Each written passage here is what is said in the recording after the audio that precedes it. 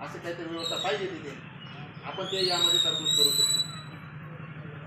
योजना आहे, पेन्शनच्या योजना आहे, विधवांसाठी जे पेन्शन आहे, सामाजिक सुरक्षा योजना आहे, वयोवृद्धांसाठी जे पेन्शन योजना आहे, अशा योजनांमध्ये जे जे लाभार्थी राहिलेले असतील, वंचित राहिलेले असतील, अशा लाभार्थ्यांनाही आपण यामध्ये समावेश करून त्यांचा पाठपुरावा करून त्यांना त्या योजनेचा लाभ मिळवून देण्यासाठी आपल्या आधी कर्मयोगी आधी सेवा केंद्रामार्फत आपण त्यांना लाभ मिळवून देऊ शकतो.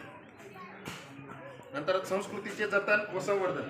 मग तुमची जी संस्कृती आहे आदिवासींची, विशिष्ट जी संस्कृती आहे, तुम्ही परंपरागत ज्या संस्कृती पाळता, गावामध्ये जे कार्यक्रम करतात तुमचे सामाजिक, जसं आता पेठ शिवराच्या परिसरात जे आदिवासी लोक आहेत त्यांचा डोंगऱ्या देवचा उत्सव असतो, तसं आपल्याकडे असतो का काही? काय असतो सामाजिक तुमचा काय सार्वजनिक यात्रा उपक्रम उत्सव आयोजन, वीर भगवान एकलव्य जयंती साजरी करतो आपण. नंतर क्रांतीवीर बिरसा मुंडा जयंती, अशा पद्धतीचे किंवा आदिवासी दिन कोणता असतो माहिती?